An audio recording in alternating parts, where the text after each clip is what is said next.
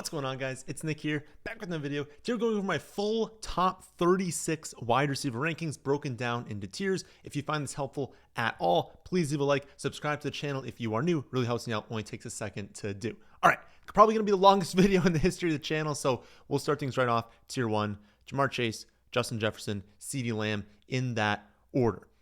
There are very few arguments against Chase as the 101, and in my opinion, they're pretty weak. He's inarguably a top 3 wide receiver talent. He's got a quarterback that we know can support multiple top 5 fantasy wide receivers. We know the Bengals defense is trash. He's coming off the 4th highest scoring season ever for a wide receiver. Again, very little you can say about Ja'Marr Chase to get someone scared of him. I think the big reasons that you would take him over Justin Jefferson are, one, we know that Burrow is an elite quarterback, and while McCarthy, I think, is going to excel in the Viking system, we don't know that he's going to crush it in the same way that we do know that Burrow will. Second, the Vikings do have one of the best defenses in the NFL, and so there are going to be a lot of games this season where their offense gets them up early. Maybe it doesn't come from a Justin Jefferson touchdown. They can lean on the running backs, and maybe they just lean on the running backs, lean on the defense. Don't really have to utilize the passing game that much in the second half. I think Jefferson versus Lamb is a lot closer to me, but I lean Jefferson for 2 reasons. First, he's a better wide receiver. I think that gets lost sometimes in fantasy, but at the end of the day, Justin Jefferson is probably the best. You could argue him versus Chase, but Jefferson's probably the best actual NFL wide receiver in the league, and that should matter when we're making these decisions.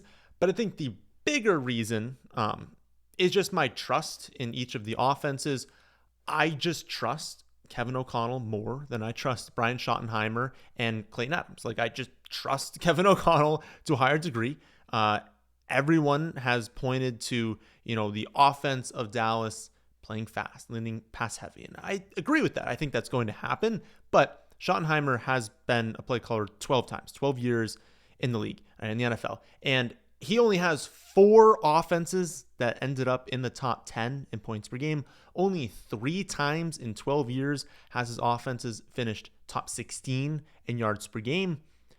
Give me the better wide receiver with much better coaching and, the chance that his wide receiver 2 gets suspended. We know it's, I don't want to say likely, but relatively likely that Jordan Addison's going to miss 2 or 3 games this season with suspension. That's just a little add-in bonus that you've got a little chunk of the season where Jefferson is going to be the top projected wide receiver in fantasy. So at the end of the day, all 3 are amazing. I have no hesitations drafting any of them. They should all go as the top 6 picks in all 1 quarterback formats. But I do think the rankings are pretty clearly Chase, Jefferson, Lamb. We'll go over some players where maybe I could see the rankings shifting around a little bit over summer. I highly doubt, unless there's an injury, that I move off that ranking. Chase, Jefferson, Lamb. Next up, tier 2. My rankings are Malik Nabers, Puka Nacua, Amon-Ra St. Nico Collins, and Brian Thomas Jr. in that order. Malik Nabers, at 21 years old, and only playing 15 games last season, not the full 17. He set the single season receptions record for rookie. He was catching passes from Daniel Jones, Drew Lock, Tommy DeVito, Tim Boyle. Unbelievable. An unbelievable season from Malik Nabers last year. Led all wide receivers in the NFL, not just rookies, in first read percentage, touchdown market share, on obviously targets per game when you're getting that many targets. He somehow commanded only 6 fewer targets than Ja'Marr Chase, despite running 175 fewer routes. This season, whether it's going to be Russ or Dart, some combination, it's probably going to be Russell Wilson to start the season, Jackson Dart to end the season, and then where that kind of comes into play, we'll just estimate mid-season, but it really just depends on how Russ starts off. But regardless of what the split is, he is going to see better quarterback play this year. And since they didn't add any wide receivers, his target competition is going to remain the same. He could command 200 plus targets this season, and I think next year he's going to just undeniably be in tier 1. He's going to be a player that we're talking about in that conversation of Chase, Jefferson, Lamb. unreal. He's an unreal talent. It's an amazing situation. The only thing keeping him out of tier 1 right now is the offense, right? Like the Giants stink. So that hurts, right? We're looking at 3 better offenses in tier 1 with great situations as well. And then this slight concern around this lingering toe injury. I'm not worried about it. But if you were to like miss time in camp, if they were to say, he's like questionable to start the season, like, again, I don't think that is going to happen. But if that did, obviously we'd adjust here. But this is an injury he played through last season. Like he had it last year. It didn't really cause him to like miss significant time. So I'm not too worried about it. But again, keep an eye out on that one in camp. If he's good to go, I'm not changing anything. Only wide receiver I could see challenging Malik Nabers. And again, if the toe injury becomes a thing, I would move Puka Nacua up to number 3 or up to number 4. Right now he is number 5. Again, if you wanted to rank him at 4 ahead of Malik Nabers, I would be okay with that. Puka battled through injuries last season, but when healthy, you could argue that he was better than Malik Nabers, which again, scary, how many targets Malik Nabers was commanding, but Puka Nacua commanded a jaw-dropping 38% target share when he was on the field, 6% higher than Malik Nabers. In second place, he had a 17% first down per route run percentage. That was also first, 2 percentage points ahead of second place, A.J. Brown. Like, these are 2 highly predictive stats. He also has the more predictable quarterback play. He gets significantly more dome games, good weather games than Malik Nabers has. My only worry with Puka is the touchdowns.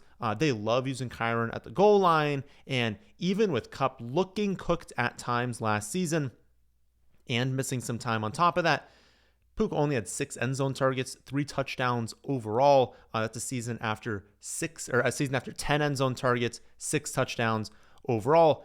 My worry is that they don't view him as a touchdown scorer. And then when they go out and they add DeVonta Adams, who's like the ultimate touchdown scorer, that lack of touchdown potential could limit him from hitting that top tier. Would I be shocked if Puka goes out there?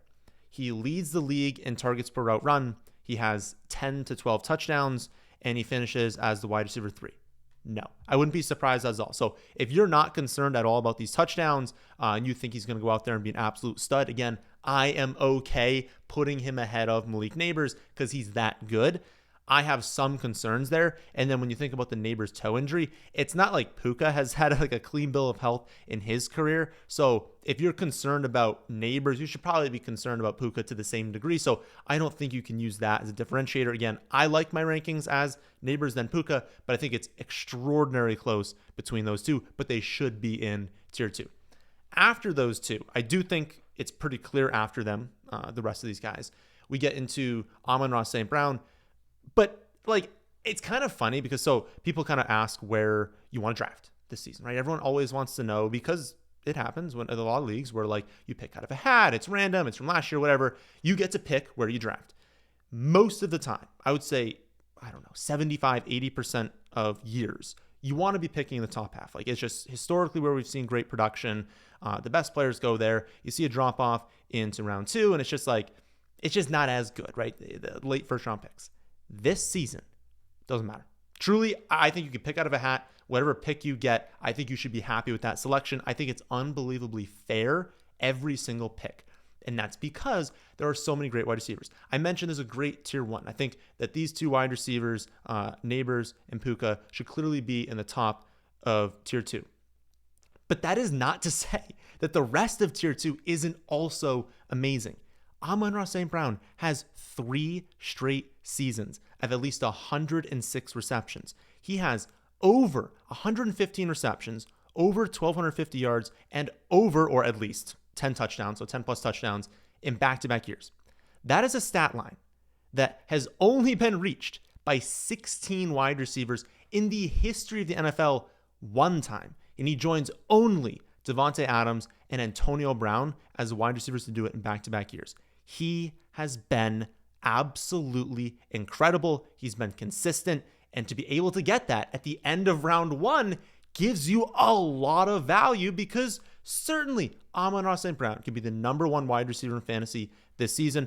I know the Lions are going to take a step back this season. I think that's pretty much a guarantee. But I think people kind of take that too far and almost in their minds say like, oh, they're not gonna be that good. No, they're just not gonna be like by far the best offense in the NFL. They're still gonna be incredible. I wouldn't be shocked if they were still the number one offense in the NFL. And if anything, yes, touchdown upside gets capped when we're not expecting them to score like 33 points per game like last season. But could they score 30?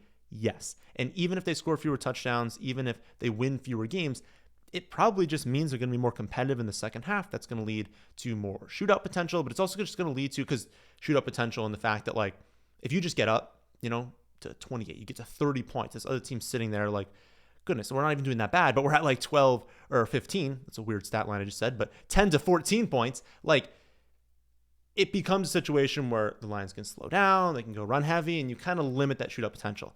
But if the Lions are just like a little bit worse on offense, not scoring quite as much, games can just be closer for longer, and that can contribute to a few more shootouts and also just more passive game scripts in the second half. So I think Amon-Ra St. Brown is an incredibly safe first-round pick. He is, again, part of the reason why having a mid or a late first-round pick this season is so appealing to a lot of people, because a profile like this should cost you a top 5 pick every single time. It should obviously cost you that when a player has the production and the consistency and the upside that Amon-Ra St. Brown has shown.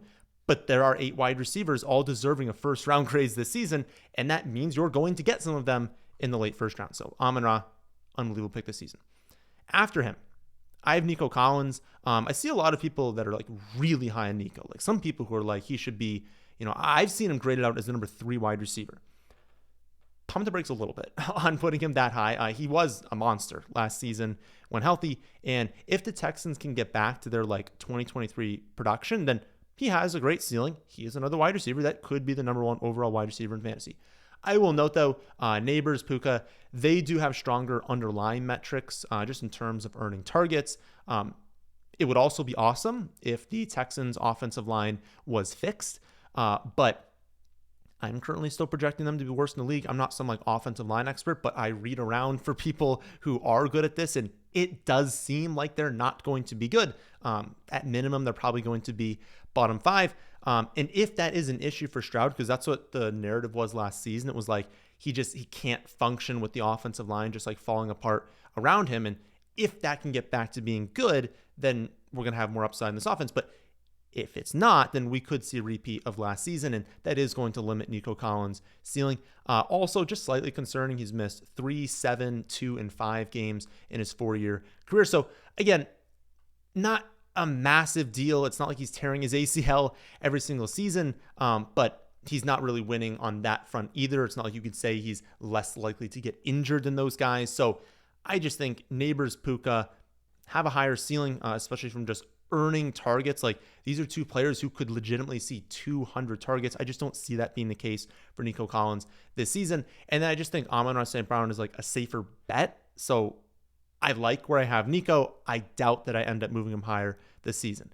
Then we have Brian Thomas Jr. to kind of round out this tier, and I don't think there's a super strong case that he should be moved up higher either. I think this is a correct ranking for him. He was awesome to close his rookie season, and I do think he's going to be an elite fantasy producer this season, but everyone we have ranked ahead of him right now has been stronger at earning targets. And I do think that Travis Hunter is just a freak athlete that is going to have a very large role on this offense. We'll talk about him later in the video, of course, so I'll save my take on Travis Hunter for then. And again, I still think that Brian Thomas Jr. is going to be the wide receiver 1 on this team. I don't think it's very likely that Travis Hunter steps in and is the one, but there's at least some risk that he was going off late last season because he was the only healthy weapon they had. So they had to feature the entire passing game, really the entire offense around him. Maybe this season they can figure out the ground game. Maybe Travis Hunter is as good as I think he is, and he can actually steal some production from Brian Thomas Jr. So I just don't think I can move him higher, but I also think he deserves completely to be in tier 2, not into tier 3. So I would expect that where he is right now is exactly where he will finish later on. He is the exact mold of wide receiver we love in fantasy. Like, sure, he's going to have sometimes a slightly lower floor, But we want these guys that operate deep downfield, that have an explosive playmaking ability, because they're the players that can turn, 8 targets into 7 receptions for 150 yards and 2 touchdowns and be the reason that you win. We want those guys on our team. And if he can go off with Mac Jones at quarterback, then truly, who knows what the ceiling is with Trevor Lawrence back. I think this could be a real bounce back season for Trevor Lawrence as well.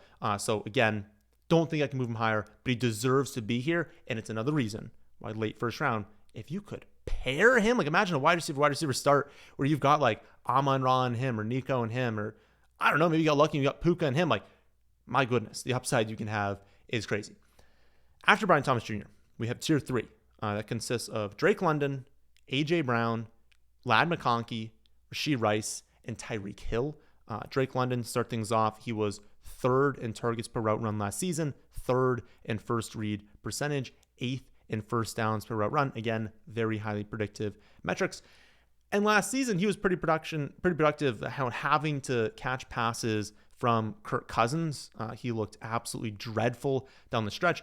I think, again, it's very telling that they were in the playoff hunt. There were only a few games left. The Falcons could make the playoffs if they won some games, and they still benched Kirk Cousins. That's how bad he was playing. I forget the stat off the top of my head. It's in a previous video, but it was something crazy. Like the last couple of games, he had 0 or 1 touchdown and 9 receptions. He was horrible down the stretch, lost his job. And I think it's also telling the market's been loud and clear. No one wants Kirk Cousins right now. So I am viewing Michael Penix Jr. as an upgrade. There's a lot of people who are very excited about him. They seem to be excited again. It's a time of year where everyone's excited about everyone, but there are a lot of film guys who really like Michael Penix Jr. So I think it's going to be an upgrade. Can't move London really into tier 2 because the underlying metrics have always been strong with him and the situation's always been pretty positive. It's just about actually producing consistent high-end fantasy numbers for him. I think this is the year he finally does it, but I also wouldn't be shocked if he kind of continues to be really good but just can't get into that top tier, just given how we've seen him play and then just the uncertainty around Penix. Obviously, I think it's going to be an upgrade, but I don't know. And we could still see Penix go out there and not be as good as we think. And so pump the brakes down into tier 3, but I think leading tier 3 makes sense for Drake London. After London, we have A.J. Brown. Last year, Brown ranked 2nd in yards per route run, 2nd in first read percentage, 2nd in first downs per route run, and had he stayed healthy, so the 2 years going into last year, he had over 1,450 receiving yards. Had he not, missed some games with a hamstring injury, been rested in week 18, he probably would have made it 3 in a row. That is something that not very many wide receivers have ever done.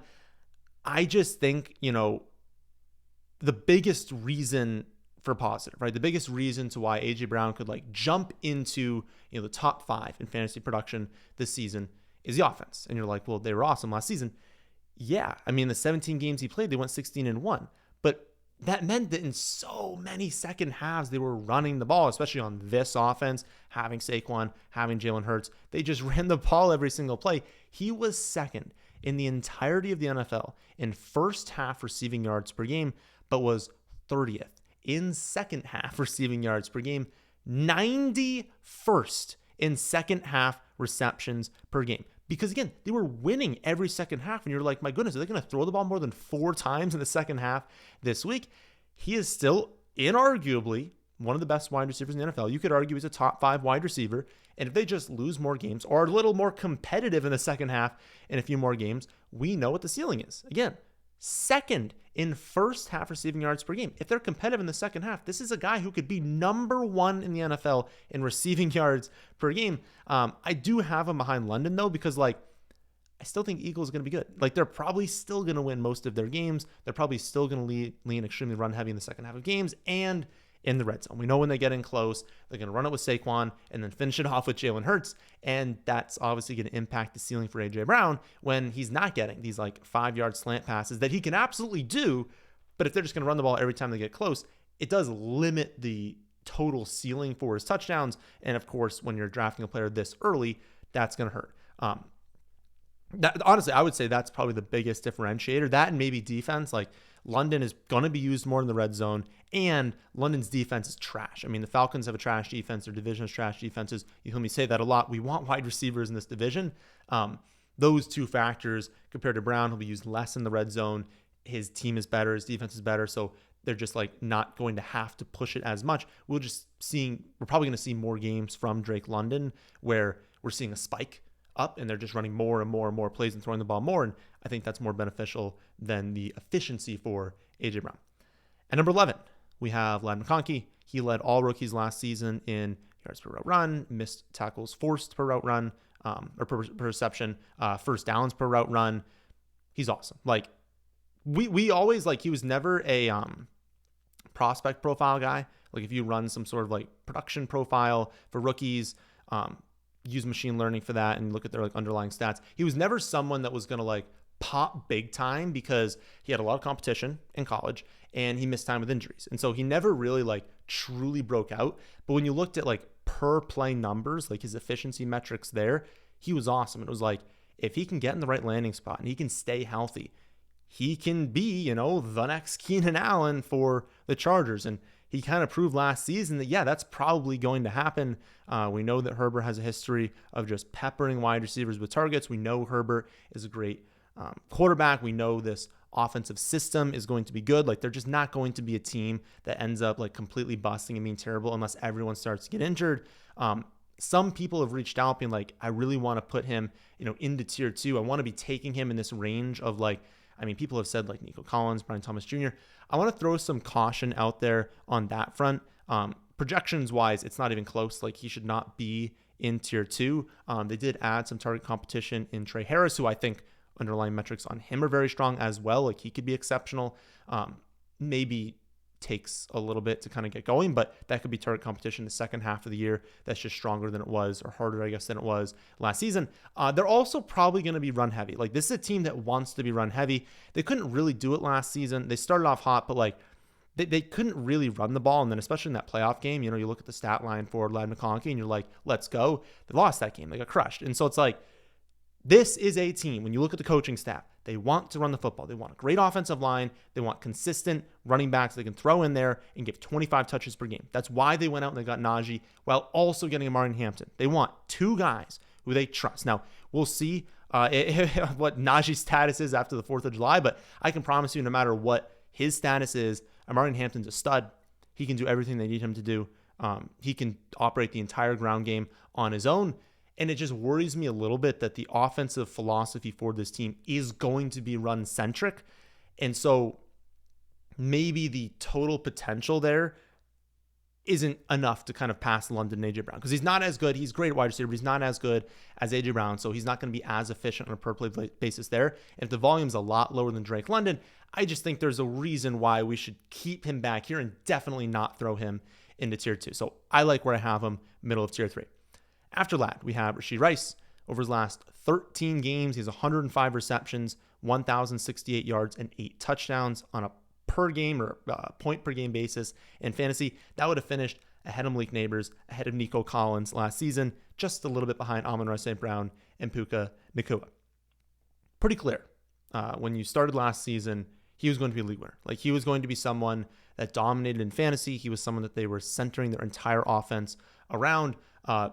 Travis Kelce was going to play a complementary role, but then you have the injury to Hollywood. You have the injury to Rashee Rice. And they're like, okay, we got to bring Kelce back from, his I don't want to call it retirement because obviously he's playing, but he was going to have that secondary role. He was going to be a complementary piece that was hopefully just going to stay healthy for the playoffs and kind of utilize him then as well. But when everyone got hurt, they had to use Kelce. And that injury is really the only reason Kelce was used a lot more last season. This year, all signs point to Rashee Rice again being thrust into that centerpiece of the offense. There's currently no concern over the knee injury. He's been 100% well before camps even open. Any injury suffers now is going to be a completely new injury. It's not going to be related to the knee. Our only concern here is the possible suspension, and that is what keeps him back from the top of this tier. Truly, I would put him at the very top of this tier if we had 0% chance that he was going to be suspended, because right now we just don't know. We don't think he's going to be. It looks unlikely he'll be suspended, but we don't know. And as we'll talk about with Jordan Addison later in this video, it matters a lot more in the early rounds. Like someone that you're drafting potentially tail end of round 2. Yeah, it matters if they're going to miss a couple games being suspended. Someone you're drafting as like the wide receiver 35, you're like, well, okay, that's a flex spot. I can put someone else in there. I'm going to lose like 0.3 points in my projection. It's not going to matter that much. So suspension risk is just heavier when you go early on. And so that's what keeps him pushed a little back. But if it did come out that he's not going to be suspended this year, I probably would move him up to the top of this tier. Last player in tier 3 is Tyreek Hill.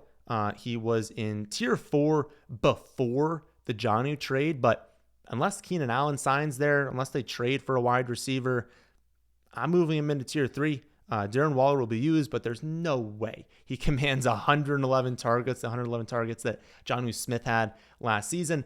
I think the offense goes back to what we saw in 2023 when they pushed the ball downfield more to their wide receivers instead of this just dink and dump offense we saw last season. My one hesitation is, again, like with the Texans, it's the offensive line. I'm still projecting them to be in the bottom tier 4 offensive lines. If they ran that offense last season because the offensive line can't block and because they're scared of Tua getting hit, well, then maybe it would continue this season, and that would be bad for Tyreek Hill.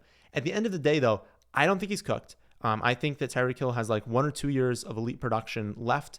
And let's be honest, like I think McDaniel is a great play caller. I think he realizes that last season was a big step back. I think the entire coaching staff has to realize that they're still on the hot seat. If they do what they did last season again, and it doesn't work again, and you see Tyreek Hill gone, this coaching staff can get fired. Now, maybe not everyone, but they can look to this and be like, you've had great playmakers. What are you doing? Now, I would argue that it's also on the front office. What are you doing? If the biggest risk to this offense is Tua, and you're going out there and you've got Zach Wilson as the backup quarterback, I mean, that is a failure from ownership, right? Like there are other quarterbacks you can go to. So unless their plan is he gets hurt and we trade for someone, but that doesn't work. You want someone in the system that you actually trust to mid-game go out there and continue that production. So I think it's a failure on management's part, but regardless, I think Tyreek Hill has 1 to 2 years of great production left. I think they're going to utilize the wide receivers more deep downfield. I do think they're going to feature Tyreek Hill and Jaylen Waddle on this team. I do believe that Tyreek Hill deserves to be in this tier, but I wouldn't fault anyone if you just don't agree. If you're like, it's too much of a risk having Tua, the production goes way down. I think that he's either cooked or just not mentally there right now. Totally fine. Put him in tier 4. Don't draft him. This is early enough where you should love every player. Every single player you draft, you should be in love with. You should be like, I don't see a path. Like personally be like, I just don't see them failing at this ADP. That's how you should feel for your first like 4 picks in the draft. So, if this isn't going to end up being like kind of the beginning of round 3, you probably want to feel good about it. But again, I do. I'm very comfortable drafting him. I know what the ceiling is. He can be a top 3 wide receiver this season. And I think that production goes back to what we've seen in the past. Because again, he was hurt all of last season. Tier 4, T. Higgins, Marvin Harrison Jr., Garrett Wilson, Jaxon Smith-Njigba. This is the first grouping that I'd be fine with, but I wouldn't be pumped to see them as my wide receiver 1. Everyone we've talked about before, if they end up as my wide receiver 1, I'm totally fine with it. And I know that if this tier is your 1, then that means you either went running back, you went running back, tight end, and so you're very strong at other positions. I get that. I still would very much prefer this range as my wide receiver 2. With that being said, I think the combination of talent, age, opportunity, keep these players ahead of the 6 players that will go over in tier 5. So we'll start off with T. Higgins. T was 4th in points per game last season. The wide receiver 4 overall, made his 3rd top 20 wide receiver season in his 5-year career. The issue people have with T is not what he does when he's healthy. It's the fact that he can't stay healthy, just in terms of actual fantasy finishes, so not points per game. He's been the wide receiver 30, 22, 17, 49, and 17. So going as the wide receiver 12 in drafts right now, it's a bet on not only him being productive, which he's going to be on a per game basis, but you're betting on that happening, and you're also betting on him staying healthy, which he's yet to do in his career. Honestly, to me, drafting him really just comes down to like how well you know your league, how really what your scoring format is as well. I'd 100% draft him in best ball. So when I say scoring format, I mean like in a best ball league, you're drafting a ton of teams. And so you can assume the risk of T. Higgins. You can assume and say, okay, maybe he only stays fully healthy all 17 games, like 20% of the time. But in that 20%, he's going to shatter this ADP. He's going to be very productive. This offense is going to be great. I want to capitalize on that on maybe 20% of my teams, which would still be way ahead of the field. On average in a 12-team league, you have 8% exposure, like 8.33. So you can make that bet in best ball. In a redraft league, you can't do that as much. You're probably only going to draft, 1 to 3 redraft teams. And so you're going to have very heavy exposure to someone who needs to stay healthy to pay off the ADP. So again, a little bit more risk in redraft. I also think, though, if you think that you're better than the people you're playing against, you think that you're going to be able to find wide receiver value later on in the draft, mid-range, late, to where you're like, Nick, if he's my wide receiver 2, I think I'm going to get like 5 or 6 wide receivers that I feel comfortable starting. Well, at that point, you're not taking a 0 in the games he misses. So if I told you he's going to miss 4 games, you don't get a 0 those 4 games. You just start one of your other wide receivers. And so if you think that you're better at drafting and you can take one of those wide receivers and put them into the starting lineup in weeks that T. Higgins misses, well, now all of a sudden, maybe the production is worth it, right? Because you're going to, get a return on that investment in the weeks he plays. In the weeks he doesn't play, if you draft really good players anyways, you can play them anyways, and then it's still fine. So I think it matters there. I think it matters how deep your bench is, right? Deeper bench leagues, it's a little bit more viable to take more shots, hit on players in shorter benches. If you have like 4 or 5 bench spots, well, now maybe you don't have as many backups that are good. It hurts you a little bit more competitive leagues, deeper leagues. It just hurts you a little bit more if he misses time. So again, it really just comes down to personal preference with him. Still, though, I stand behind him leading this tier because I know he's an elite wide receiver. I know he's capable. He just did it. He was a wide receiver 4 in points per game. I know Burrow is an unbelievable quarterback. I know their defense is terrible. So when he's out there, I'm going to be extremely confident in starting him. He'll probably be a wide receiver 1 in the weeks that he's out there. And I think I'm strong enough in drafting to where I can get production from other guys later in the draft to where I'm comfortable taking the risk. But if you're not, it goes back to the same thing with Tyreek Hill. Don't draft a player you're not comfortable drafting this early. After T. Higgins, we have Marvin Harrison Jr. He was 42nd in half PPR points per game last season, which was an obvious disappointment. The thing is, he had a better season than people give him credit for. Everyone loves to say that it's like, oh, he's only being drafted this high because of who his dad is, right? If his dad was someone else, he'd be drafted later. In reality, he had a better rookie season than his dad had, despite being 2 years younger. He also had fantastic route success rate as per Matt Harmon over at Reception Perception. I think he's the best in the industry at charting wide receivers, giving us an under the hood look at just how good they were running routes, irrespective of who was throwing them the football, how productive they were in that area. He still won an unbelievably high rate versus man press and zone. His route success rate was great. Like, he was good as a rookie wide receiver. The connection just wasn't amazing between him and Kyler, but I think that can grow. Our expectations were also unbelievably high. Like, he was being drafted as well, like a top 12 wide receiver as a rookie. Someone had the stat where it was like by far the highest drafted rookie wide receiver in like fantasy history. So it's like we place these expectations. It's kind of our fault that he fell super short of them. Again, he was 42nd. So let's not pretend like he had a good rookie season, but from an underlying metric standpoint, he was a good wide receiver. The connection just needs to build a little bit. Also this season, no team plays indoors more than the Cardinals. They're at most going to have like one bad weather game. They play the NFC South. That's the worst division in football from a defense perspective. I'm expecting a bump from Marv. I think he can be a true league winner, especially you look at the playoff schedule, unbelievably easy playoff schedule as well. Great championship week and semifinal week matchup there.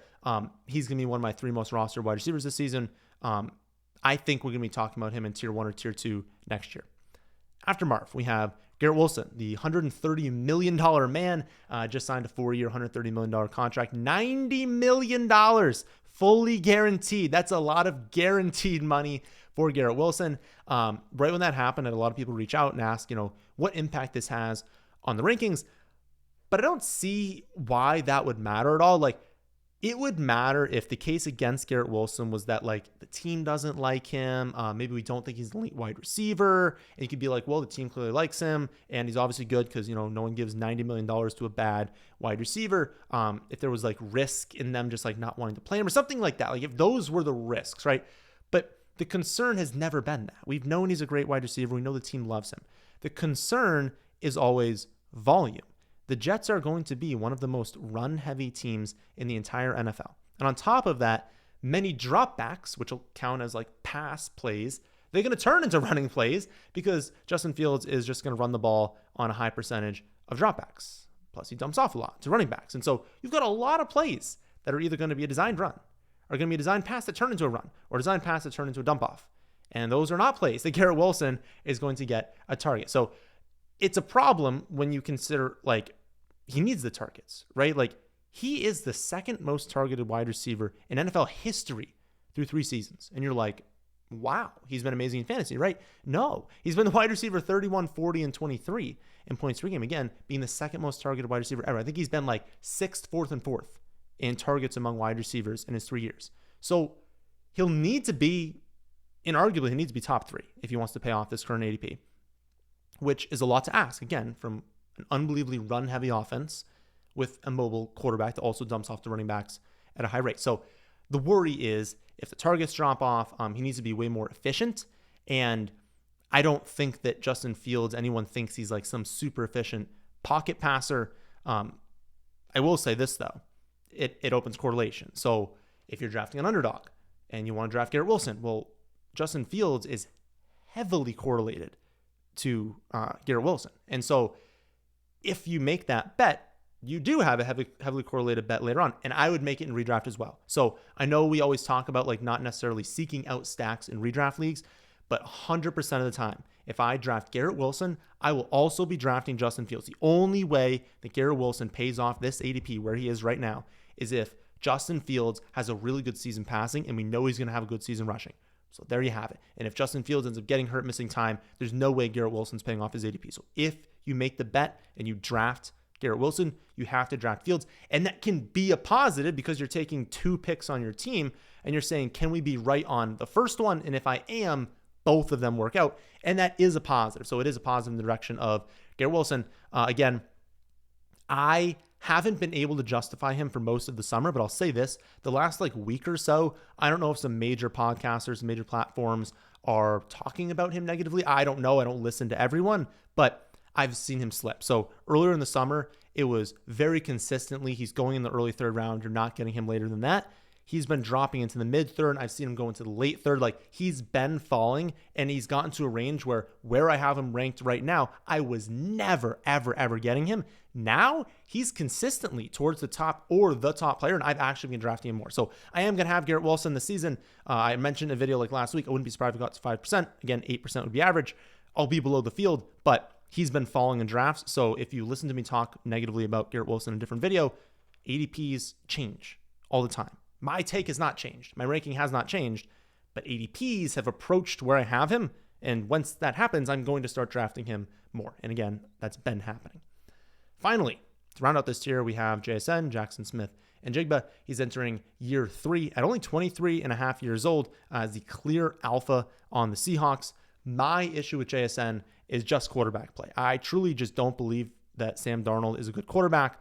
I just think that the Vikings have, such a good offensive system that any quarterback they had last season was going to produce. Any quarterback they have any season is going to produce high in numbers in fantasy. So it just makes me a little bit nervous about JSN. What does put him into this tier, though, is opportunity. Like when we see, the final tiers, it's going to be pretty clear that like there's something wrong with all these players, right? Everyone's going to have elite target competition. They're going to have like other risk factors that either limit their ceiling or at least limit their chances of hitting that ceiling. JSN is by far the best wide receiver on the Seahawks. And let's be honest, if people think that Kupp is cooked, people think that Kupp can't stay healthy, like imagine if Kupp missed time. The potential target share for JSN is right up there with Garrett Wilson, right?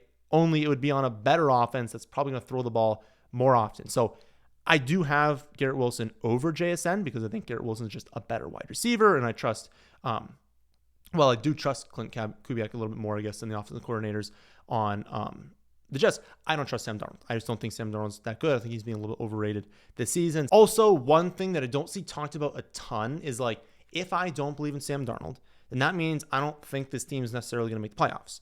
And if that happens, do we see weeks like 14 on like Jalen Milroe start at quarterback? Maybe they bench Sam Darnold. They test out what they have in Milroe. And at that point, you're just tanking the upside for JSN. So that's another reason where I'm like a little hesitant. I definitely want to push him back behind Garrett Wilson. But again, the target potential is why he stays in this tier. Next tier, 6 players. Tier 5, DeVonta Adams, Terry McLaurin, Mike Evans, DJ Moore, DeVonta Smith, and DK Metcalf. As I said before, this tier is where we start to introduce a lot more risk than in the other ones. But, there's still upside. So like, I don't want it to seem like all these players like super risky. They can't possibly, pay off their ADP. We have league winning potential in every single one of these players. It just comes with either like a thinner path, or maybe that actual ceiling is just a little bit lower than some players going ahead of them. But we'll start with Adams. Ceiling is obvious. He's DeVonta Adams, even at 32 and a half years old to start the season. He's an elite wide receiver, playing with Matthew Stafford, who's a great quarterback, across from Puka. Maybe defense is going to fear. They probably will fear Puka a little bit more than Adams this season. Could see some of the most relaxed coverage of his career. We also alluded to Puka's history of not necessarily being involved in the red zone. That is a clear area that Adams can step up in, dominate. The risk here is that it's pretty rare for a wide receiver to turn 33 in a season and post a league-winning year. Like, you're getting up there in age at 33 years old. Puka's also a stud, and we know that the Rams, while they're going to throw to wide receivers, one of the highest rates in the league, playing across from a truly elite target earner obviously is going to limit your ceiling. Stafford himself is also 37 years old, so there's some risk that he falls off. And of course, if Stafford falls off, the entire offense falls off. End of the day, I think Adams and Stafford probably have another season of elite production, maybe only one left in them, but one more year. And I mean, look back to last year. Cooper Kupp was the wide receiver 6 in points per game through week 14. I can promise you that Adams right now is better than Cooper Kupp was last season. So again, the ceiling is very clear. We could see both Puka and Adams be like top 7 wide receivers this season. Makes a lot of sense that he would kind of lead off this tier. But again, I don't think he deserves to go into tier 4. Those guys are also elite, but they're also in their prime, and they have a much easier path to elite production, to a league-winning season. After Adams, I think it's Terry McLaurin, who I haven't been drafting a ton of. I'm not totally against it, but he does turn 30 at the beginning of the season. That's not too old, but I think it's certainly older than a lot of people think he is. Also, last season, so much went right? Like, he was averaging 4 or 5 touchdowns in 4 straight seasons, spikes up to 13 despite his fewest targets since 2020. They added Deebo Samuel this offseason, which people have mixed feelings about. I agree that Deebo is probably at the tail end of his career, but he's objectively better than Luke McCaffrey is. My big concern is that where Deebo excels is something they utilized last season a lot with Terry McLaurin. It's just the screen game, right? So if they take away these free looks to Terry McLaurin and they give them to Deebo because that's what he's best at, you're taking away layup routes. You're taking away just like free receptions, free yards, high efficiency. And you're saying, okay, if you want him to be as targeted as before, he's not going to be as efficient because those targets need to come deeper downfield. So if that happens, and let's be honest, he's going to drop in touchdowns. It's unbelievably rare for wide receiver to consistently be at like 4 or 5 touchdowns throughout their career, then spike to 13 at age 29, and all of a sudden, what, they're going to do it again at age 30? Like, it's very rare. I know the quarterback upgrade was there, but I don't care who you are. I don't care like how talented you and your quarterback is. 13 touchdowns is a lot of touchdowns. That's going to come back this season. And since he was only 15th in points per game last year, he doesn't have that much room to fall given his wide receiver 18 ADP. So I like him in this spot because I know the role is locked in. I know Jaden Daniels is an elite quarterback. Man hasn't missed a game since 2020. So you know for a fact he's going to be out there every single week. I'm just never excited to click draft because I know it's super likely that he at best returns value. All other scenarios at worst, he's going to slightly disappoint. That's never ideal. We're still kind of early in the draft. I would like someone that has, a top 5 ceiling. He's got more competition after getting super lucky when he wasn't even a wide receiver 1 last year. He was 15th in points per game. So a little bit thin for me. Again, I don't draft him that much, but I get the appeal. He's not going to like fall off and be terrible. It's just that he's probably not going to be a wide receiver 1, so you don't want to draft him too high. I do honestly think there's a case for Mike Evans over Terry McLaurin. I'd kind of love to know your thoughts between the two of them. I would argue they're similar-ish in that, they're wide receivers getting up there in age, coming off seasons where it's pretty likely they're going to regress, pretty likely that both offenses will regress. I think that, I have Evans one spot back for really two reasons. One is I am expecting like more regression from the Bucs offense than the Commanders offense. They ran hot last season, and especially with the Wirfs injury. Like, I just don't know they can sustain that level of production. The bigger issue, though, is like, sure, Debo was added to the Commanders offense. That is going to impact Terry McLaurin. But Godwin also missed half of last season. Egbuka was still in college. Like, when you have Godwin return, when you have Egbuka, being added to this offense, that puts a lot of strain on Evans' target share. And so while I think he's still going to be efficient, he's still the wide receiver we like because he has that spiked upside, can win us matchups on his own.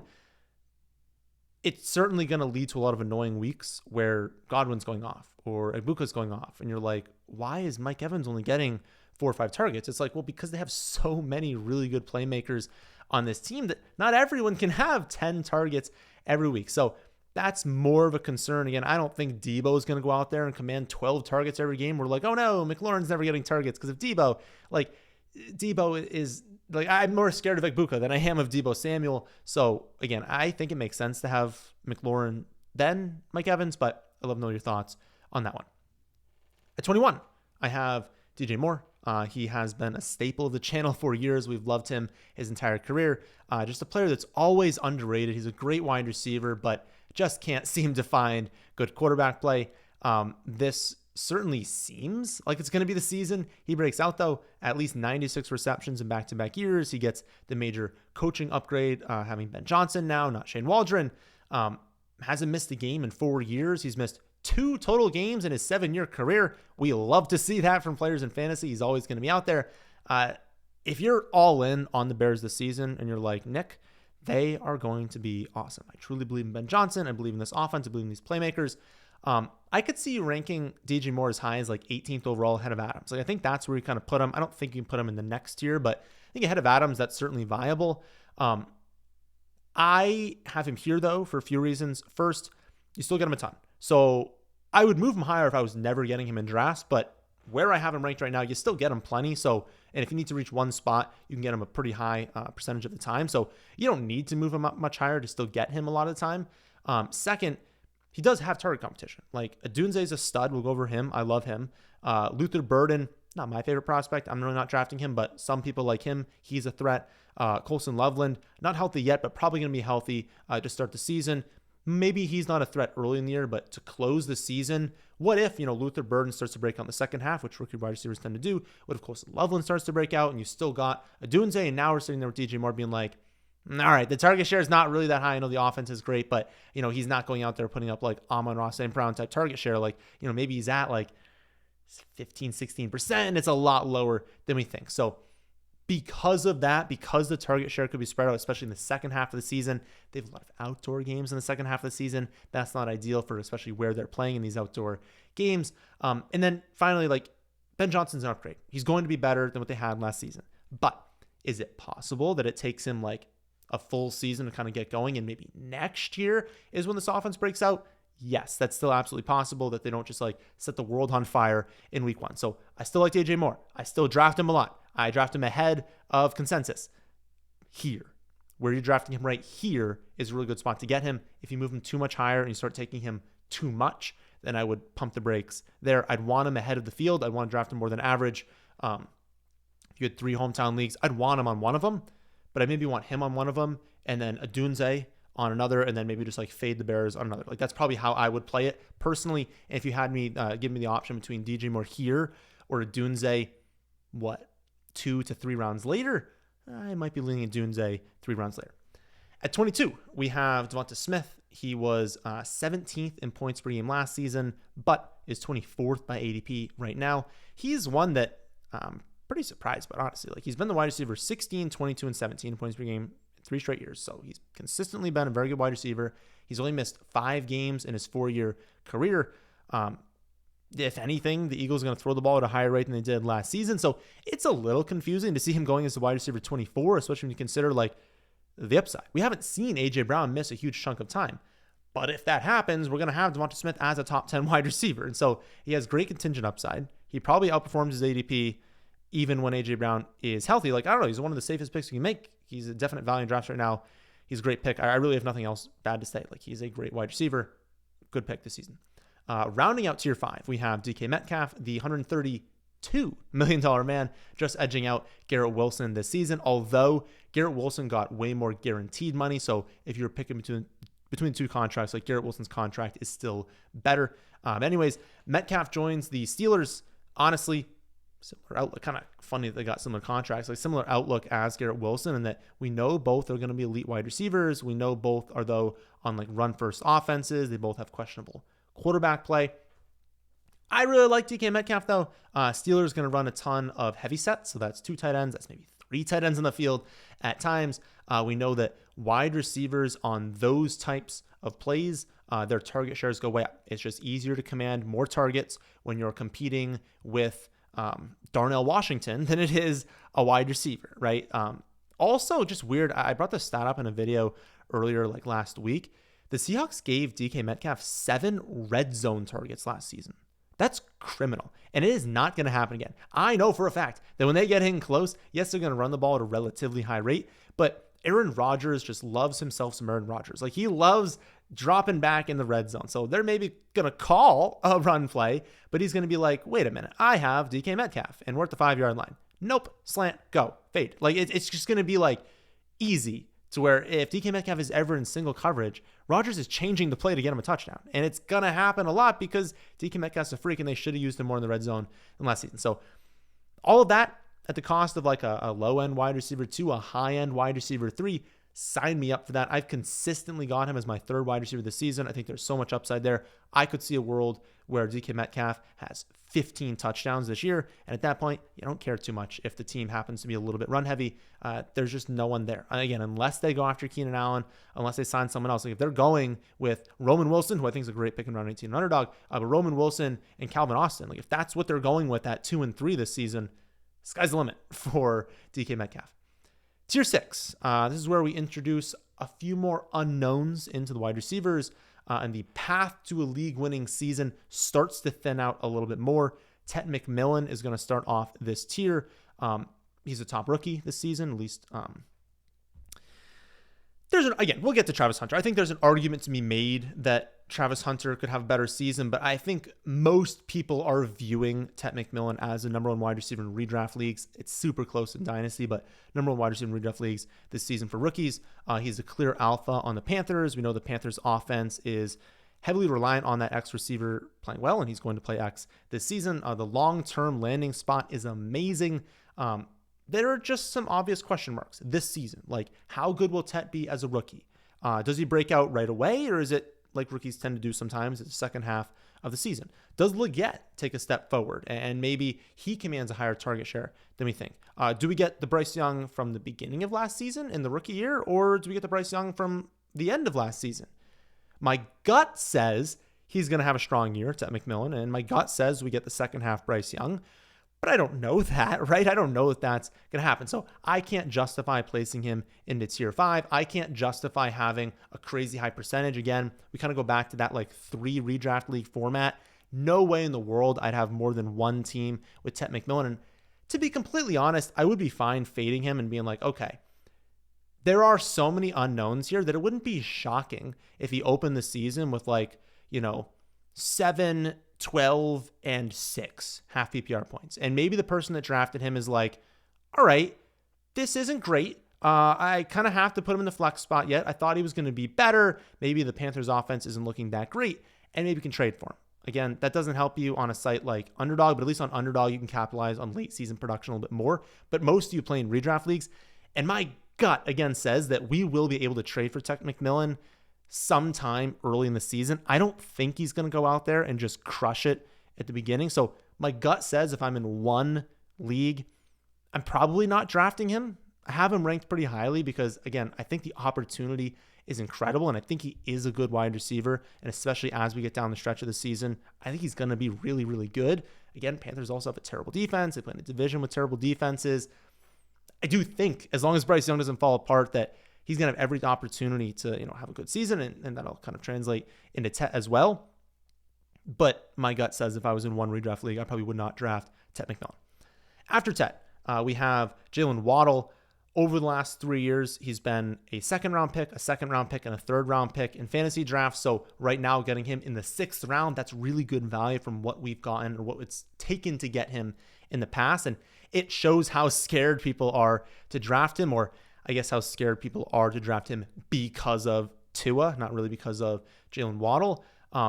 I have seen some people say that Waddle is too injury prone for them. That's a bit harsh, right? Like, he's played in 64 of a possible 70 games in his career. So, calling a player like that injury prone, they're playing football, right? Football is a dangerous sport where guys sometimes get injured. He's missed 6 games out of a possible 70. That's a pretty good rate. As for the concussion concern for Tua, yeah, that's a concern as well, but let's not paint this as Tua's a guarantee to miss a ton of time. Tua's still played in 37 of his last 45 possible games.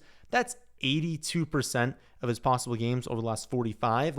I maintain again that it was irresponsible for the Dolphins to only add Zach Wilson as their backup quarterback, given the obvious concerns over Tua's health. But at the end of the day, I am absolutely willing this late in drafts. I'm not going to take him in round 2. I'm not going to take him in round 3 anymore. I think we've seen that there's too much risk there.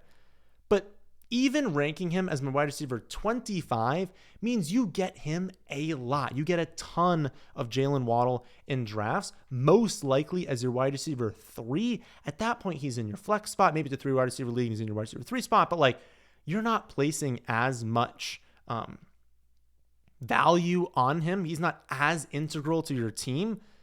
But going into last season, he averaged 91 receptions for 1,224 yards and 7 touchdowns. But then the offense completely fell apart last year. If they just go back to what they were doing, we could see him be a round 3 pick next season. And let's be honest, a lot of you hate Tyreek Hill. A lot of you think Tyreek Hill is cooked. You think he just can't do anything anymore. If you think that and you think Jaylen Waddle could be the wide receiver 1 on this team, he has top 5. If Tyreek Hill is injured, he has top 5 potential. But he's got top 9. We'll say top 9, 10 potential, even with a healthy Tyreek Hill, if he takes over as that wide receiver 1. If you believe that that's the case, how can you not be really, really excited with potential for Jaylen Waddle this season? After Waddle, it is JMO. He was 20th in points per game last season, so we're getting a discount on him in drafts right now. That is the Ben Johnson effect, right? Many people think that the Lions are going to drop in production with Ben Johnson leaving. As I've said, though, any drop in production only increases the chance that they lose some games, that they're more competitive in second half, that they throw the ball at a higher rate. So I don't think it's that bad of a thing for the wide receivers and Jahmyr Gibbs. It's a pretty bad thing for Dave Montgomery. Lions also play indoors all of the final 6 weeks of the season. Those are the weeks that matter. The end of the season, when your team's got to make playoffs and when you're in the playoffs, those are the weeks where I don't want to be playing outside. I want to be playing indoors in Detroit, in other domes. Those are the games that matter. It's pretty beneficial that you're going to have Jameson Williams and potential trailing game scripts at times indoors in the fantasy playoffs. That's a lot. I still like Tet and Waddle a little bit more, though. I think that, Tet is just the team's locked-in wide receiver 1. I think that Waddle has a longer history of offensive success and doesn't have the offensive coordinator change that Jameson Williams does. And while, again, I don't think that Ben Johnson leaving just tanks the offense, it's not like they have to burn the playbook. They can run those same plays. It opens up some possibilities to where maybe usage is a little bit different in some ways that we're not expecting. And that just adds risk to Jameson Williams, who is a little bit dependent on scheme usage. He is not a player like some of the guys we talked about before, where it's even if you have terrible coaching, some of these guys can just win on their own because they're studs. Jameson Williams is a stud because he's super athletic. And when you pair him with a Ben Johnson who can unlock him, he's awesome. There is some risk with Jameson Williams that if they are not as creative this season, JMO doesn't really win on his own. And so if he's not getting schemed usage, maybe Amon-Ra just turns into a monster. Maybe Gibbs is the wide receiver, or the running back one overall. Maybe Laporta comes back from his kind of break last season. There are risk factors here, and that's why I can't put JMO at the top there. But again, you're getting a good discount for what he's done in the past.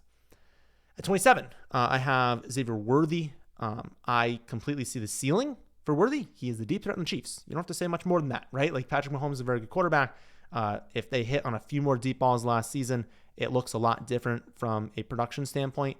But I've definitely pumped the brakes in recent weeks. I definitely always want to get him at a discount. I think Rashee Rice is going to be the focal point of the Kansas City Chiefs offense this season. It's a little concerning what he did last year, Xavier Worthy. Like, if you told us going into last year, it's like Hollywood's not going to play. Rashee Rice is going to play for a couple of games and then get hurt. And Kelsey is going to be unbelievably inefficient. You'd be like, wow, like how high should we draft Worthy? And then you would have drafted him high and you would have finished with 37.5 receiving yards per game on 10.8 yards per reception. Like, he was bad last year.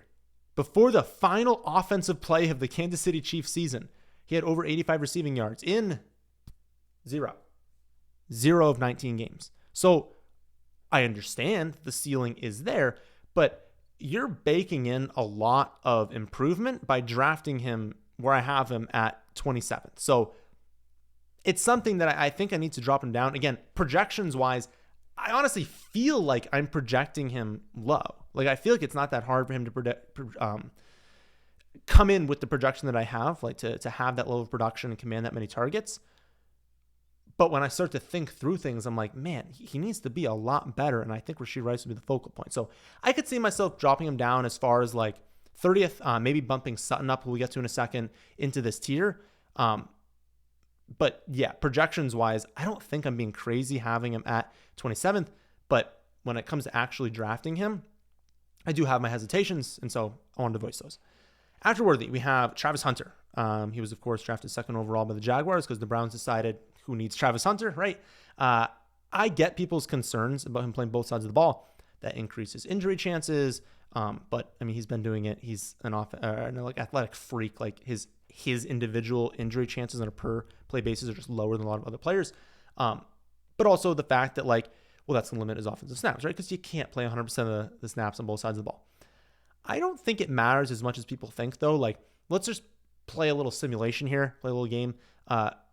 Let's pretend a wide receiver plays in a game where there's 65 offensive plays. That's like relatively average, maybe a little bit more than average, right? 65 offensive plays. They throw the ball 60% of the time. That is 39 routes for a wide receiver if they have 100% of the routes. So that is the total potential volume for a wide receiver. Now, of course, we love our wide receivers to be out there 100% of the time because it increases the odds that they see more targets. The more routes you run, the more potential targets are available to you. But it's not like all 39 of those routes are going to be designed to go to you. Like, some plays will be screens to running back. Some plays will be designed to go to Brian Thomas Jr. Some plays will be designed for Brenton Strange. And the staff knows this. So if they know they're going to limit his snaps on offense, they can pull him off the field when they have plays that have no intention of going towards him. So maybe he only runs 27 routes instead of the full 39 in a game. But if we knew already he wasn't going to be used on those 12 plays, how much does it really matter that he's not out there running empty routes? When he does go out there, well, you better believe those are going to be the plays that are schemed up for him. So I think he's going to have an unbelievably high targets per route run. I think he's an incredible talent.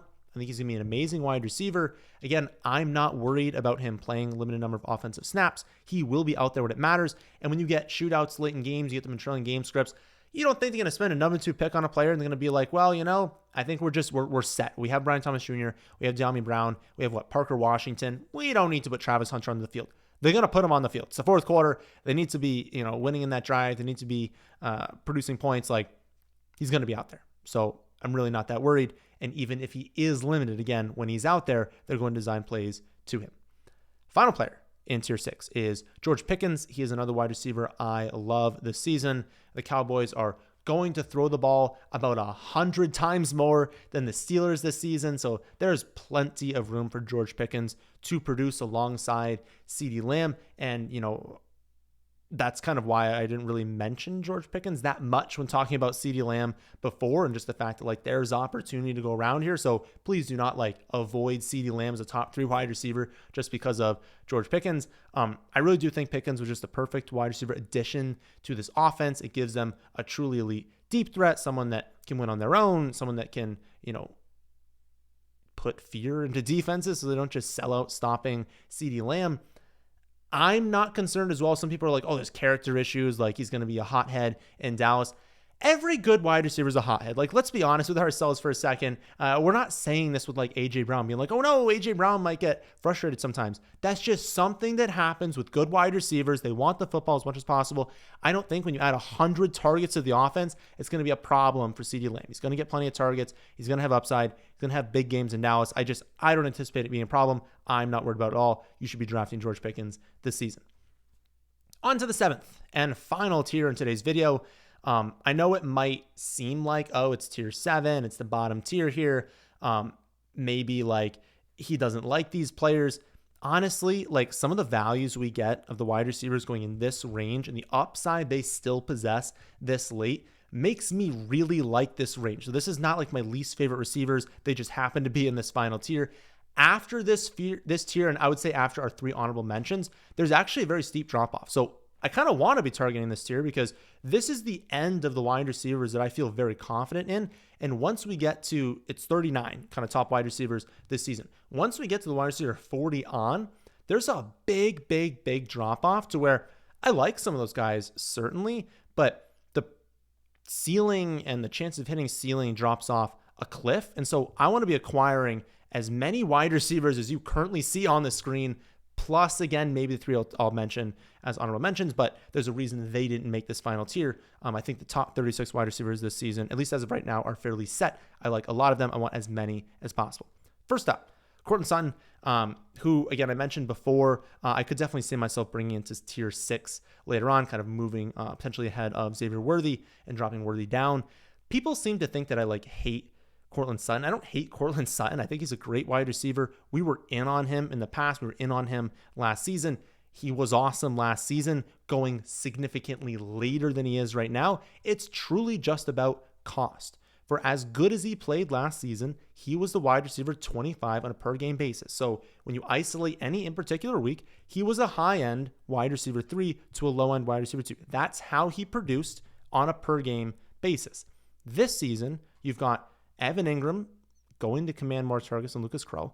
Pat Bryant is going to command more targets than Lil Jordan Humphrey. And they're going to trust Dobbins and Harvey more than Javonte Williams, McLaurin, and Estime.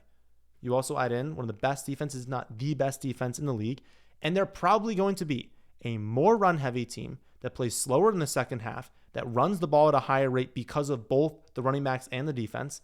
And you've got Ingram and Pat Bryant commanding more targets than the other players. So you've got a situation where the team as a whole is likely going to have fewer pass attempts, and Sutton will likely have a lower share of those lower pass attempts or fewer pass attempts. And yet, as of recording this video, he's being drafted higher than he finished last season as a wide receiver 23. Again, it depends on the platform. I'm using a composite ADP. We'll see once we actually have drafts from Yahoo, ESPN, Sleeper. But as a composite right now, he's being drafted ahead of where he was last season. For so many players we talk about in today's video, we're able to see a path to them outperforming their ADP. If they can stay healthy, they can progress as a player, the quarterback situation improves. For Sutton, he's not progressing as a player at age 30. If anything, he could see regression. He's coming off a season where he already stayed healthy. He's coming off a season where he had less competition, where they threw it at a higher rate than they will this season. And yet he still, even last year, didn't reach his current ADP on a per game basis. So I think it's a lot more likely that we're going to see a slight pullback. And I only dropped him a couple spots. I dropped him 5 spots from where he finished last season. Again, I think it makes sense if you increase competition and decrease pass attempts to drop him 5 spots from what he did last year. I think that makes sense. I like where I have him as a wide receiver 30. At 31, we have Calvin Ridley. He wasn't great last season, but he wasn't terrible. 64 receptions, over 1,000 yards, 4 touchdowns, wide receiver 40 in points per game. caught passes from Will Levis and Mason Rudolph, so that's part of the reason why he was bad. The hope is that Cam Ward steps in, he elevates the offense, and we see a bounce back from Calvin Ridley. I wouldn't say, though, that he's a wide receiver I've been drafting a ton of just because, he is getting up there in age. The underlying metrics were fine last season, but there was nothing incredible out there. My gut says that he's probably a fine pick in this range. I struggle to see him breaking out, being a top 10 fantasy wide receiver. He's just not someone I'm drafting a ton of.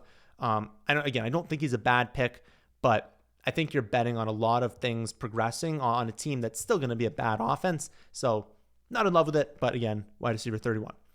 At wide receiver 32, we have Zay Flowers, also someone I haven't drafted that much. I promise I wasn't lying before. All of the other wide receivers we get to in this range, I'm going to love. But Flowers, I just don't love it. Last season, he was a wide receiver 36 in points per game. So I don't see why his ADP would be 26 now. Like, do you think he's going to be a lot better than last season? Like, they never looked his way in the red zone. It's not a fluke they didn't score touchdowns.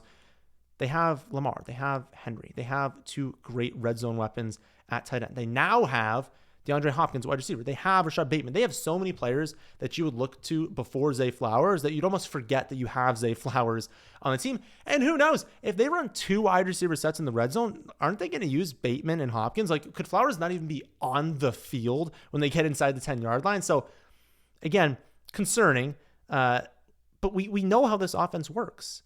When they get in the red zone, they're going to run the ball a ton and not look Flowers' way. When they are running this offense in the second half games and they're winning, they're dumping to tight ends. They're doing pretty efficient plays to tight ends, honestly, and screen plays, a little bit downfield, but they're running the ball. And they're utilizing these running backs at heavy rate. They're utilizing Lamar Jackson. So it's like you just get a bunch of first half targets between the 20s from Flowers. But we know the touchdowns won't be there. We know the upside for receptions is only so high in Baltimore.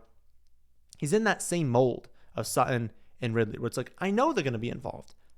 I just also know they're kind of capped in what they can do in fantasy. So I would rather target that tier ahead of them at wide receiver, because even if some of those guys maybe have a slightly lower floor, I at least know that they have a much better chance of being like a true difference maker on my team, which is something that I kind of want in this range. At 33, we have Rome Odunze, where again, we finally start talking about the wide receivers that I think can be true difference makers. Almost impossible to comprehend, but 48% of his open air yards last season were deemed uncatchable. He was getting open deep downfield, but they ended up just being empty targets, like because he had no chance of possibly catching them. Again, only when he was open. I'm not even talking about when he's like blanketed downfield. When he's open deep downfield, 48% of those air yards were uncatchable. Now, a lot of that's on Caleb Williams, but a lot is also on the play calling. You need timing, you need rhythm on offense in the NFL, and they had none of that last season. It was really, really tough to watch at times. But you know who was never tough to watch was the Detroit Lions. Like, I really think Ben Johnson calling plays is going to fix those issues that they have. And if Odunze takes any sort of step forward as a player this offseason, which I think he's going to, there is significant ceiling here. I mentioned it before. Odunze is a big reason why I can't move DJ Moore up that much higher, because I could see a world where Odunze is their top scoring wide receiver, which shouldn't be shocking to us. They took him 9th overall last season. Everyone was hyped about the potential, and the underlying metrics were still strong for Odunze. The offense was just horrible. I think that they're going to take a step forward this season. I think that, we could be talking about Odunze next year in like tier 3. I think that he could make that sort of jump among the wide receivers in tier 7. I think Odunze has the highest ceiling of anyone. At wide receiver 34, I have Jeudy. Again, another wide receiver that I've drafted a lot this offseason. He's still in his prime. He's coming off a wide receiver 28 finish in points per game, so you're getting a nice little discount. Him coming off the board as wide receiver 37. He doesn't have to do more. He just has to do what he did last season to outperform his ADP. Biggest argument against Jerry Jeudy's quarterback play, but it can't get worse, right? His quarterback play last season contributed to a 59% completion rate, 5.9 yards per pass attempt, a 2.9% touchdown rate. That is terrible. So no matter who wins the job at quarterback this season, no matter how that competition shakes out this summer, I truly don't think things are going to get worse at quarterback this year. Jeudy's set up for another 140 plus targets. He should pay off his ADP, even staying around like 3 or 4 touchdowns. He had 4 touchdowns last year. If he gets lucky at all and spikes to like 6 or 7, which isn't exactly like asking for the moon, right? 6 or 7 touchdowns. If he hits that mark, he's going to shatter his ADP. Another very strong pick in this range. 35, we have Jordan Addison. He was 21st in points per game last season. So another one where it's like you're getting a nice discount on him. But he obviously has that suspension risk looming. There's a little bit of impact potential there. I have no insight on that front. Trial starts on Tuesday, I think. Maybe. I don't know. It starts sometime soon. Here's the thing. Who cares? Like truly, like he's not going to be suspended for like 8 games. Probably going to suspend it for 3 games. Like we can probably just chalk it up to 3 or 4 game suspension. At the wide receiver 35, you can find production there. Like you draft him, whoever you draft next is going to be your bench player. Okay, he's suspended for 3-4 games. That stinks. You put him on the bench. You put in this other guy who's going to project for like half a point less, maybe even the same, maybe you hit on another player. And it's really not that big of a deal. Again, Rashee Rice, it is a big deal. This is round 2, round 3. You're foregoing a lot of production, taking a flex player and having them try and return round 2, round 3 value. This is the wide receiver 35. It's not that hard to find that level of value later on in the draft. And again, not that much later on. Like your next round, you can just draft another wide receiver and it's totally fine. Or a running back, because this is going to be a flex play. You can use either one in the flex spot. So I don't think it's that big of a deal that we should be concerned about. It's probably going to happen and it's unfortunate, but you're getting the discount anyways. He does have some of that same issue as Jefferson, just being like, if I think the Vikings are going to be great defense, maybe they don't throw the ball a ton in the second half. Plus, we don't technically know with the quarterback play there, like, is McCarthy going to be great? But I'm pretty confident this offensive scheme is good enough to where I'm not concerned about quarterback play and I'm not concerned that much about suspension. He's been the wide receiver 31 and 21 in points per game over his first 2 seasons. And now you can get him as the 35th wide receiver off boards. He's only going to be 23.5 when the season starts. So, I mean, he's younger than Lad McConkey. We don't know the true ceiling that Jordan Addison has as a player. I'm excited about it in this offense. Again, I have a kind of a rule that I want 1 Vikings player on every single team this season. That means I'm going to end up with a lot of Jordan Addison. Before we go over our 36th and final wide receiver, can we please get a like from those of you who are still here? This is going to be an unbelievably long video to make, so any support is greatly appreciated. And while you're down there, why not click subscribe? Because we're going to do the same exact thing for running back soon. I promise you're not going to want to miss that one. All right. Chris Olave, that's my wide receiver 36 in the rankings. Had a tough 2024 season, but it was a lot better than like the season-long stats indicate. Matt Harmon had him clearing the 80th percentile versus man, zone, and press. Strong success rates versus double teams. Great success rates on individual routes. We know that Chris Olave is a great wide receiver. He just needs half-competent quarterback play and to stay healthy. Last season, he was 56th in points per game, but that counts 2 snaps in week 6 and 8 snaps in week 9. Remove those 2 games, and he's 40th in points per game. So still not great, but I think that's a much better representation of how things went last year than 56th in points per game. The big issue is going to be quarterback play this season again, but their defense still stinks. Their division still stinks, so there's going to be bad defenses they're going up against. He's clearly the best wide receiver on the team. I love Shaheed. I think Shaheed is a great pick in drafts. I actually think Shaheed's my number 1 most rostered wide receiver right now on Underdog, but Olave is still an unbelievably underrated wide receiver. He is still the best wide receiver on this team.